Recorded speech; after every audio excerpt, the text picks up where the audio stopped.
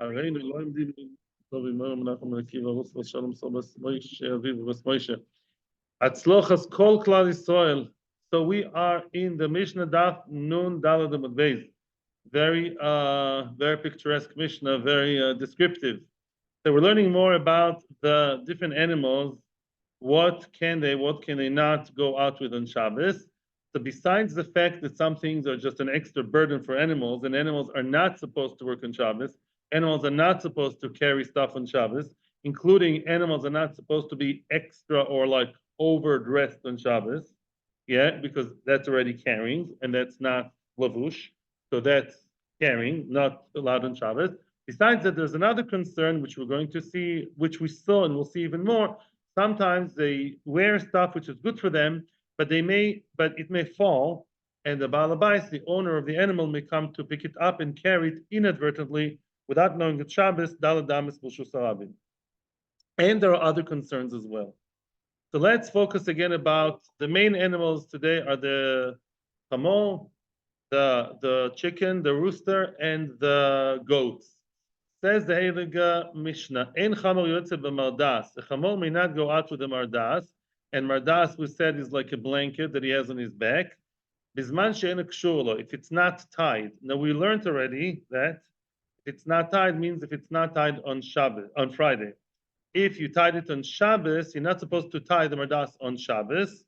Well, there are many reasons, mainly three reasons. Either if you only dress it, if you only wears it on Shabbos, it means it's not really so much of a lavush, yeah, because it's on and off. So then there's an issue of it's more like looks like a burden at least. It's in the direction of burden, or because when you do it, like Betanur says, B'Shem Rishonim, you lean against the animal on Shabbos. You're not allowed to. Or you're tying. Maybe the tying may be too strong, and that's also on Shabbos. So if you want your chamor to go out with mardas, with a blanket, which is acceptable and is normal, because otherwise the donkey is cold, we're doing chazara now, you have to tie the mardas before Shabbos. Here, if it wasn't done on Friday, then you cannot tie it on Shabbos in order for the animal to go out. And if you did, it shouldn't go out like that. Zoig or zug or zoig is basically what? That is a bell. The chamor is not allowed to go out with a bell, even if the bell is pokuk, it's stuffed, and therefore the clapper doesn't work, and therefore there's no noise. If there's no noise, so what's the problem? We'll see in the Gemara why it's also to take him with a bell, right? Even if the bell does not produce any sound, it's still not allowed. Sulam shebetzavoi means what? Let's say, and we have the picture over here. Yeah, okay. If you have mildas is a blanket, here is the bell. You stuff the bell. Sulam basically is a letter. You have a letter and you attach the letter to the neck of the donkey because the donkey has a makkah. The donkey has like some kind of scratch or wound next to the neck, and we don't want the donkey to keep moving his head in order to scratch it and re-scratch it and wound himself. So basically make him, you force him to have his head straight and not scratch back, and therefore, you connect the sulam to its body. Now, that you're not allowed to do. Why aren't you allowed to do the sulam shabbat savara? Oh, from now on, we're going to see, because the sulam is helping the donkey. It is for the welfare and for the body of the donkey, so why not? Because the sulam may fall. The sulam is opposed to kshishi in shalamaka, which we saw, which are just sticks. The sticks, you are allowed to have the donkey, if it has a broken bone or something, allowed to have those sticks to support the broken area, because even if the sticks are going to fall, you're going to forget about them, and they're not worth anything. Here, it's a whole sulam, the whole letter, it's worth money. If it's going to fall, by mistake, you may come to pick it up and carry daladamis b'shusarabim. That's not allowed. That's the reason. Hotza'a is, again, we have by the feet of the chamor, you have like something to soften the blow. We're going to see it later. Sometimes animals, they walk and they knock one feet against the other. It's not good for the animal. You have something to basically pad their feet, right? It is the need of the animal. It should have been okay, but it can fall. It's like a sock. It can fall, and you're going to pick it up. That's an expensive thing, and you'll forget that it's Shabbos, and it's a problem. That on the goylim, the roosters, they are not allowed to go out with chutim or with Ritzuas. Chutin, we can see the picture over here. Chutin is stam. They have on their feet, they have like threads, little ropes, threads, to know who they belong to. Reuven has red ones and Shimon has blue ones. Ritzuas is something a bit more cruel. Ritzuas are there because the chicken, sometimes they kick and they destroy. So they attach, they basically lock the 2 feet together with one chut, so the animal's steps are a bit limited, so it's not going to destroy anything. Yeah, feel bad, but what can you do? So now, that why aren't you allowed to go? Why aren't they allowed to go out with that?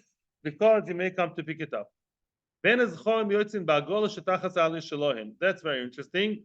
Then now we're talking about the rams. The ram, the aisle, yeah, the what's with the aisle, you see in the picture also, he has a little like a little wheelbarrow, like a little cart over there to keep his very fat, nice tail.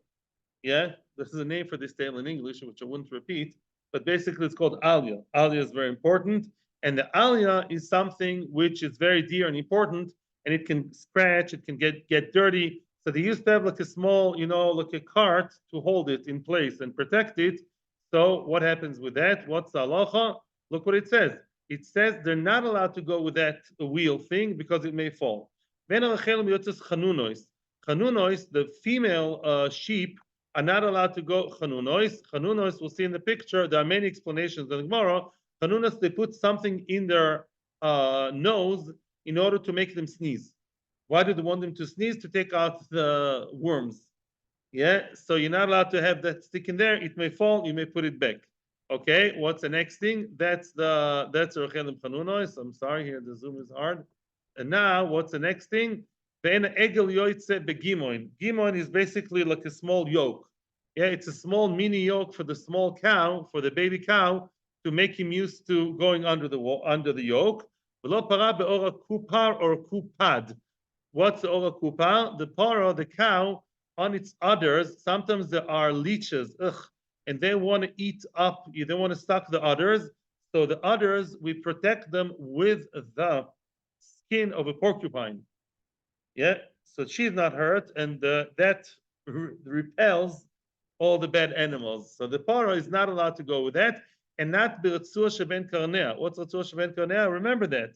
Ratzua sheben karnea, she has that very nice, elegant, like a strap between its horns.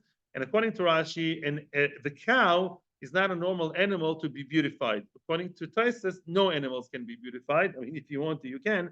But according to Taisus, the whole zach is meshigane, and any beautification of the animal is not normal, yeah, and therefore it's also on Shabbos. It's even a masu. It's worse, right? According to Rashi, it depends on the animal, but a cow is not something to beautify with that funny kind of crown. Okay. That wasn't for beautification. That was a different story. The Lazod was a different story, right? Rabbi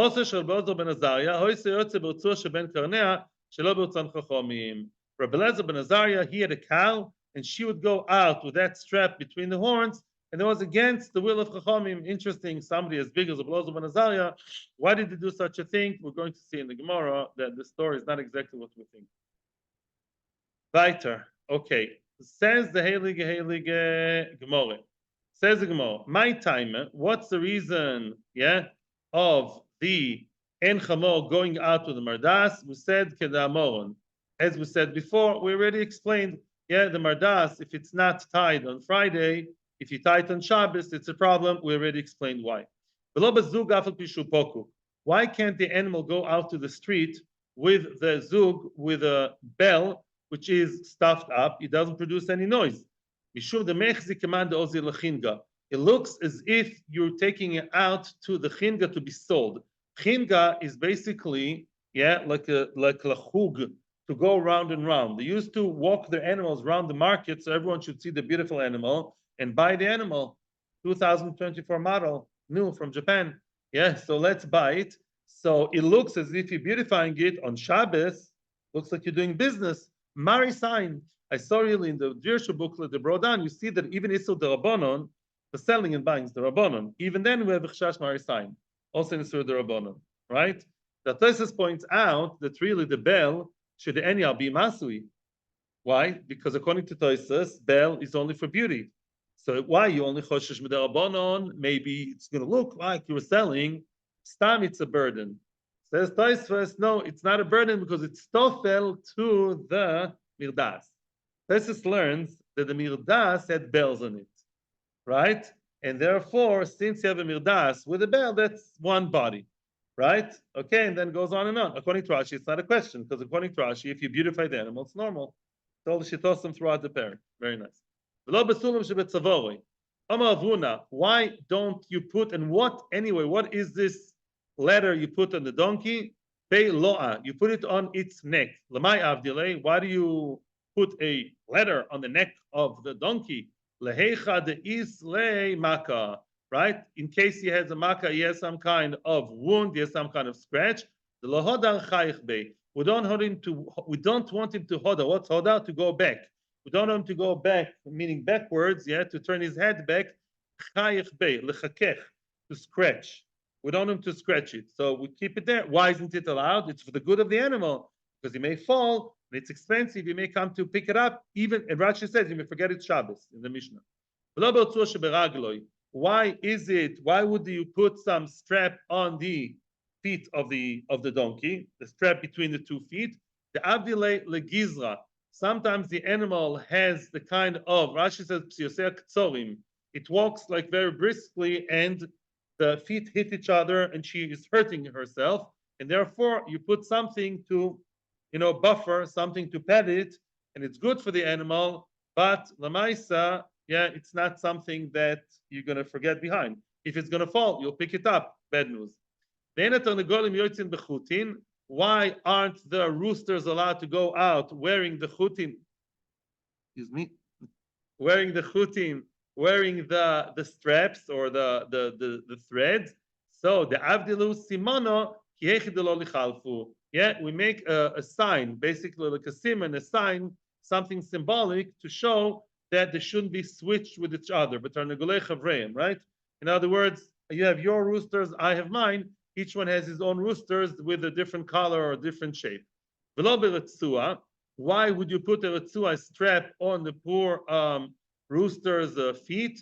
The avdilahu, you do it for them, litavru mani. So they not litavru. What's litavru? Lishbo, taf and shin, interchangeable. You do it so they don't break the money, they don't break the kalim. Yeah, because Tarnagolim, they tend to go crazy. In Bava Kama, we're going to learn it maybe one day, Bezos Hashem. Tarnagolim like to kick, they're like Shor Nogach, yeah? They kick a lot, you want to keep them, well educated, and so they shouldn't break anything. You put the Ritzua between the feet, something that is, you should know that that's not so clear that it's for the good of the animal, actually. And the Arishonim will argue with Rashi and say that some of the items here are not for the good of the animal, and it's midoraisa problem of masu. One good example would be that it's not so simple. You don't care about the rooster here. The rooster wants to be free. You care about the kalim. En chinami. So we have opinions here who say other Rishonim. I think I don't remember Rashba. Maybe I've seen names, yeah, of Rishonim who say that really this could be really doraisa of not of carrying. By the way, it's doraisa. It's not chiyuv koris. It's not chiyuv chatos, but the chiyuv of it's a mitzvah to say your animal should rest. The b'emtecha is from the Torah. It's a serious thing. I'm saying it's not a lav. It's an asay. It's not one of the 39, but it's the Oraisa. As Tosfos said at the beginning of the Masechta, we saw the Tosfos at the beginning. Then as chorim yotzin ba'agolo. Why would the zchorim, the male, the rams, why do they go out with that little agala behind their tail? Ki heichi delo lechamtan al yosei. So the al yosei, their aliyah, the aliyah is a very big, fat, chunky piece of tail, which is also supposed to be very tasty and very like a delicacy. Yeah, I'm not sure you're allowed to eat it because of nikur, maybe nowadays. Yeah, and in times of Beis Hamikdash, if it's a korban, it goes to the mizbech, and that shouldn't get dirty. They're so heavy and so big, yeah, they're like drag on the floor, right? And they may get scratched or bad, and therefore you keep it there protected, which is again for the protection of the animal, but again, it may fall. You want the zonov to be protected. You don't see it for the good of the animal? For the bailim. I remember when we're learning, thank you for the reminder. When we were learning this in Koil, I remember we were learning a Chakira, could be by the Meforshim also, does it have to be for the animal's good or animal person's good? It has to be something good for the animal. It's something the animal cares about. Yeah, like it's cold. Oh, the chamor is cold, misken. So the mirdas, the fried mirdas, is something good for the animal, right?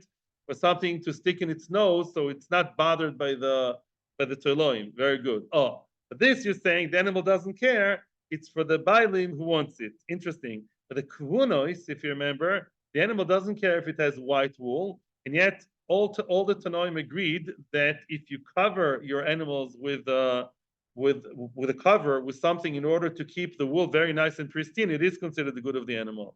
So it could be the good of the animal means to protect the body of the animal, even if the person is one interested. It's an interesting shaila throughout the parak. It's a nice idea to have in mind. Okay. My question is, I'm not sure why it's only the Zechorim. Excuse me, I'm a ratzist, or maybe I'm missing something here. I'm admitting now my problem here. It says that the Eilim, the Ayolim, whatever, yeah, the Ayil, what do we say? That they have that little part, to protect their tail. But the females also have it. Those of you who learned the Gemara on Friday and Shabbos, I'm not going to test you. We saw in the previous Amud that both, you can't tell if it's a male or female by Kvasim. By Izim, you can. The Gemara says it at the end of Krisus. Yeah, so but both male and female have that tail. So what does it say, Eilim? Maybe theirs is bigger. It's mashma from Rashi that they have a big tail. Maybe means it's bigger than the female. Could be they also have bigger horns. Maybe it's just bigger and it's so big it drags on the floor. Maybe the females have a smaller one. Maybe. Okay. So the Rechelim, Rochel is a female sheep, yeah, a ewe. So now they're not allowed to go out. Chanunois. What is this interesting word, chanunois? Yosef Ravacha Bar Ula kamed Rav Chisda. Ravacha Bar Ula sat in front of Rav Chisda. Yosef v'Kaomar. He sat down and he said, by the way, maybe I was wrong. Maybe it's both female and male, but it's much more ayolim or male. Anyway, Yosef v'Kaomar, he said, Mishosh goes in oisa. Once you shear the animal, yeah, once it's shorn, toimnin la azak b'shem. And the animal, once the wool is off, yeah, because you shore the wool, now what? Now it's cold. Took away its sweater. So now what do? Toimnin la azak b'shem. And azak is basically, Rashi said, a piece of like cotton wool or any type of, like a shmata, like a cotton wool thing that's nice and soft. You dip it in oil. Oil is always warm, naturally. You put it on its forehead, interesting. You have like a warm compress over here so it doesn't go cold. And that is something which is definitely good for the animal, but definitely it can fall. Yeah, it starts going in and out with this thing on the head, how long is it going to stay there? So that's why it should be okay. I mean, the Rabbanan, it's not okay. You made that animal into mar'ukva, meaning mar'ukva was an av based in. Rashi says he was a rich person, he was a choshuv person, rich and famous and choshuv, celebrity person, and he obviously would have everything he needed. Yeah, so if he was cold, you put a special compress with oil and this, the whole zach, but that animal is not mar'ukva. In other words, if you do that for the animal, it's too much for the animal. So it doesn't make sense to me to say that that's what the Mishnah is talking about. I'm going to add another layer, which I remembered from learning back then, and now I saw the Meiri says, it's not just a question of explaining the Mishnah. It also doesn't make sense because it could be masui. If you put something too fancy for the animal, which is too much for it, it's like carrying. Yeah, just like the animal. Yes, if the animal is something that's beyond its needs, right? We said, let's say, too much protection, or something that's so bizarre, you behave to your animal as, today people idolize their dogs, which is an insanity. Yeah, but I'm saying, you behave to the animal as if it's a human being, it's not matim. So could be even masui, the oraisa, possibly. And that's not what we're saying here. Here we're saying just the rabbanon. Elo Yosef of Papa of Shmuel, Kamed of Chizda. We have another pshat. Yosef Koma, and our Papa of Shmuel says, when the Rochel, the female sheep, which she's about to give birth, she's about to deliver, yeah, you take 2 pieces of cotton wool and you dip it in oil. You you put one on her forehead, and one on her womb, I guess the place where she's supposed to give birth, so it warms up. I guess, a woman at birth needs special treatment, and the sheep at birth needs a treatment. So I guess during the birth, somehow it walks in and out. Now in labor, women also in the hospital, right? They walk in sometimes, right, up and down to get it quicker. So the animal goes in and out with those, bandages here and there. So that's what we're talking about. It's okay, the animal needs it, but it may fall. So don't do it to Rabbanon. Omar Rav Nachman, same question. Omar Rav Nachman, if so, Asisa Yalta, you behave to the animal as if she was Yalta. So anybody who knows a bit of a family geography of the Gemara, Rav Nachman was the son-in-law of Reish Galusa, of the exilar. Yeah, he was the son-in-law of now we know what he means, of the head man, of the head Jew, of the king of the Jews in Bavel, and the daughter of the Reish Galusa, who was the wife of Rav Nachman, her name was Yalta. Yalta is mentioned a lot in the Gemara. She was a very strong-minded woman, and she was also rich and quite spoiled. So when Yalta gives birth, you give her 5-star, treatment, doula, fanciest hospital, private doctor, special room, balloons all over, yeah. So that's Yalta. Are you telling me you treat your sheep as if it was Yalta? Similar question to before. In other words, it doesn't make sense that this is too much for the animal. You don't treat animals like that. And if you do, again, according to Meiri, it could be mamish carrying something that's not befitting it. And that's not the story here. Elam Ravuna says Ravuna, no. In the faraway cities of the sea, overseas, far away, there is a type of tree, the Chanun Shmoi. The name of the tree is called Chanun. Remember, which word are we trying to translate here? Chanun, right? Chanunois. The name of that wood, that tree is Chanun. You take a splinter, small piece of wood, like a splinter from that tree, you put it in her nose, you put it in the nose of the female sheep. Atesh is what in Hebrew? To sneeze. We want her to sneeze. Who cares about sneezing? We want the darna, the worms that are eating it up inside, to fall. We want her to sneeze. Everything goes out, including the taloim. We want the taloim out. It's going to eat her brain. I don't know what. And therefore, boom, we have it out. And that's the chanun. So now it sticks in her nose. That's not yalta. That's a basic need for the animal. I think both animal and person don't want the worms inside. She's happy about it. I don't know. Now, why can't I put it and let the animal go in and out? Because he may fall. And it's a very specific type of wood. You get it from chutzlar, it's special, import. I'm going to pick it up and put it back. Daladamas, right? If so, meaning, what do you mean if so? Let me just explain something. We keep talking all about the female animals. If you're saying we're talking about being cold, females are always colder than male. I think also the human beings, I read somewhere. And when you talk about giving birth, only female give birth, not male. But if you're telling me now that the chanun is something you stick in the nose in order to, boom, let it sneeze, so why only female? Male also. You think male are immune from having those worms inside? Good. Why not? So what? Yeah, male and female alike, unless your pshat is wrong. Answers the Gemara, no. Because the chorim, they gore each other. The ayolim, you see it sometimes, they have big horns and the female don't. The females, they don't have it. The males, they have big horns, like the shofar. That's a shofar. And they like to gore and fight with each other. Male, they fight always in nature, but human beings also, they like fighting. And therefore what? As they fight, they bang each other's head back and forth. Mimele, the worms fall down. So we don't need that.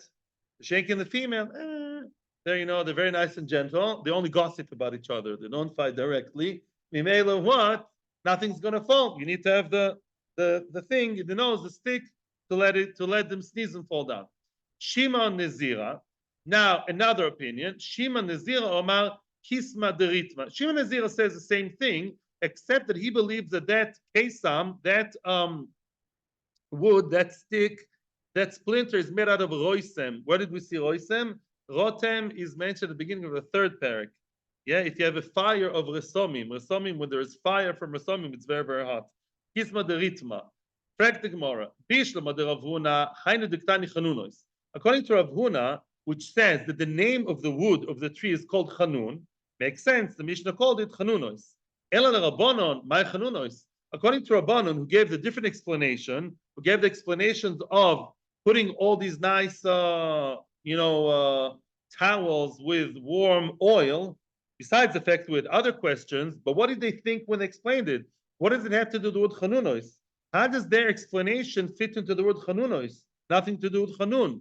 Answers the Gemara, what's Chanun v'rachum? Chanun,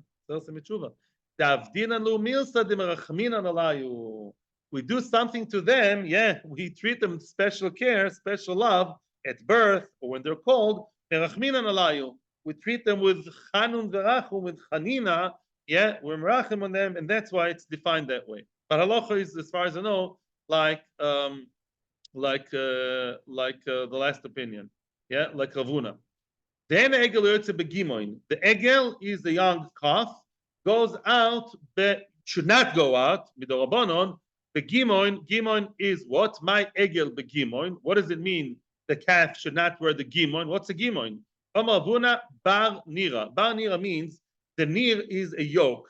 Now the little egel really doesn't yet go out to work, but chinech starts at young age. You put him at bar nira, a mini yoke. Why a mini yoke? Get him used to life. Don't spoil him. In other words, you want to put him a little yoke so it should get used to having his head down from a young age. To be obedient, it shouldn't grow up to be a vilde chaya. Although he's a chaya. How do you know what in the word gimoin teaches you that gimoin has to do with being bent down? It says in the Novi, it says in Yeshayahu, halokoif ke'egmon roisho. In other words, lakoif, to bend down like agmon, like that little yoke, roisho, his head. What's parabel kupar? The Avdillah, they create that, they have this protective shield on the cow's udders. They do it for her. So the yali, what are yali? Rashi says, Shelo yinekua alukois. Alukois are leeches. Lo leinu, there are leeches who come miskena, and they bother the cow, where? In the udders. And we create like a protective shield around it from the skin of the porcupine. It can't get worse than that. So they're not gonna, no, the animal's not suffering. The good side is with the animal, the hard side is on the outside. Taisus strongly says, Yali does not mean that. Yali means actually the kippur itself. Interesting.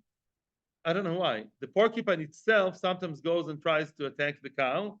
So you fight fire with fire. You fight the kippur with the kippur. Kippur in modern Hebrew also is porcupine. Kippur. You fight the kippur with the kippur. So back to the one who wants to beautify his cow. The hotza'a. What's the hotza'a? The strap, the nicely designed strap on the head, like the crown between the karnea, is something the cow should not go out with, and that could be the oraisa. Rav ben Linoy ben Leshamer also. According to Rav, whether your purpose is for beauty, as we keep saying, or even Leshamer, meaning, let's say you have that kind of what?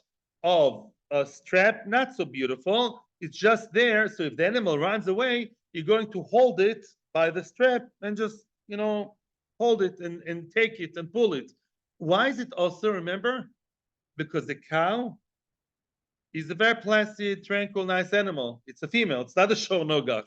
Regular nice cow, the whole day, sits there like a limele. And therefore, extra shmira is not necessary. Shmuel argues. Shmuel says, for noi, it's also, because the cow is not into noi. L'shamer mutar. Why? Shmuel thinks that a bit of an extra shmira is not called masu. Extra protection, overprotection, according to Shmuel, is not called something which is a problem of masu. Here we start, from now on, for a few days, we're going to have a very interesting agadata about communal responsibility. And that starts here. What did we say? He had a cow, And that one cow would go out with that tachshit on the head, and that was something Chachamim didn't like. Are you serious? You think Rabbi Elazar ben Azariah had only one cow? That you talk about a one cow of his? The ha Omar Rav, the Amri la Omar Rav Yehuda Omar Rav, either Rav or in behalf of Rav Yehuda Omar Rav, Tresa Alfe Agli, 12,000 calves, your behemoths, cows, have a meiser Rabbi Elazar ben Azariah me'edrei kol shata v'shata. Wow! Each and every year, kol shata v'shata, the meiser behema was how much? To 12,000. So how many cows did he have every year? 120,000. Yeah, he had 120,000 cows born a year, and you can count that by him giving meiser 12,000. Now Tosfos has a big question over here. I wish we had time to see the whole of Tosfos, but we don't. The question of Tosfos is, Tosfos makes a long cheshbon, and he says Lamaisa, Elazar ben Azariah, when Beis Hamikdash was destroyed, he was about 15, 16. He became the Nasi in Gemara Daf Kaf Ches Amud Aleph, what we say, every Leila Seder. And Keben Shivim Shana. He was really 18, right? But he davened to Hashem. The watch should make him a bit of white beard, right? The Brochas Kaf Ches. So, and that was only a few years after the Churban. He was 18. So Beis Hamikdash was Nechrav, makes the Cheshbon Tosfos 13 maybe. So what do you mean each and every year? How many years already? Right? Because there was a Gzeira after Beis Hamikdash not to give Meiser Behema, for whichever reason. So says Tosfos, either when he was little, he already had his own money, and an apotropos, a custodian, would give the Meiser for him. Or, says Tosfos, sadly, you know which Meiser he gave? Beis Hamikdash was destroyed, and there was a Gzeira not to give Meiser Behema, Elamai. He gave it as a tax to the Melech. That's Churban. Instead of giving Meiser to Hashem, he did it in Beis Hamikdash, he had to give the Meiser to the authorities. So Meiser and Meiser, either this or taxes. But Lamaisa, that was the amount of animals he had, 120,000 per year. Now, as to what are you talking about? Answers the Gemara, Tana, says a Braisa, it wasn't his, it belonged, the one cow, he didn't have one cow to talk about one cow. It's funny to say one cow about such a millionaire. That cow belonged to his neighbor, female neighbor. Wow. Because he did not protest, he did not tell his female cow, hey, Mr. So-and-so, hey, don't do that. Don't have your cow go out to the street like that on Shabbos. And she did. And therefore, Chachamim basically put the blame on him. He should have told her better. I saw in the Dirshu booklet, I have to admit I didn't see it inside in the source, they say something interesting. Female, why do we madgish it was a woman? Why do we stress it was a woman? Because to show that women also are chayav in mitzvah of Shabbos. Because the whole issur of your animal not going out on Shabbos is what? Mitzvah saseh. That it should rest. They should rest, not lo taseh. Mitzvah saseh shazman groma, women are exempt. But mitzvah saseh of Shabbos, women are chayav. Dochar v'shomer, that's why women are chayav b'kiddush. That's the message over here. She is chayav mitzvah saseh, even mitzvah saseh of the animal, woman is chayav. Because it's a Shabbos dika mitzvah saseh. Let's continue. Rav, Rabbi Chanina, Rabbi Yochanan, Rav Chaviva, right? Matnu bekule. So there's Rav, Rabbi Chanina, Rabbi Yochanan, Rav Chaviva for Amoyroim. Matnu, they said something. Now the Gemara stops talking, and there's like something in parentheses. Bekule they said Moed kol ki izuga chalufi Rabbi Yochanan mal Rabbi Yonasan. When these four Amoyroim, who sometimes said the same statement together, in Seder Moyed, when this zuga, this pair or two pairs, we would sometimes switch Rabbi Yochanan into Rabbi Yonasan. Now they'll keep talking. What did they say? Whoever is able to protest and give techacha and rebuke the people of his household, and he doesn't stop them, doesn't try to protest, wow. If that shows you not every father can give techacha to the children. If you can, if you may be able to tell off your wife and your children and tell them off about certain avera and hoga mitzvah, and you don't, you're going to be punished. You're the head of the family. You'll be nitpas in olam haba, or even in olam hazeh. Hashem will punish you for things your family does. You're the man in charge, if you can. Let's hear more choshuv. You're a famous guy. The whole town listens to you. You're the town's sheriff, town's rabbi. everyone listens to you, and you keep quiet and you don't protest. Because if everything goes, you see something wrong going on in town, don't correct it, you don't fix it. That's bad news. Yeah, you'll be blamed for everybody else. Wow, you're a very big Rav, very famous Rav. Yeah, you can go online at Pachkavilim and really give the Chacha to the whole world. Yeah, the whole Jewish, today it's actually more common in the past. A big Rav in Eretz Israel, even in America, in Europe, South Africa, Australia, everyone listens to him and he knows something is wrong and he doesn't do anything about it. Let's say, in theory. So then what? Wow. He'll be punished, be caught. Yeah. He'll be nanash for everybody. Rashi says, Melech, Nosi, something people are scared of and they listen to him. They listen to you. You better tell them. Yeah. And if not, you'll be caught by their Avera. Wow. Scary. Omar of Papa comes of Papa and adds to that point. The Hani de Beresh Galusa, those of Beresh Galusa, the people of Beresh Galusa, which may also be the Chachomim of Beresh Galusa, should know the Beresh Galusa, which at one point was the father-in-law of Nachman. These Beresh Galusa, they were not always so frum. I mean, sometimes they were better. Some of them were better than others when it came to Chachomim and Torah.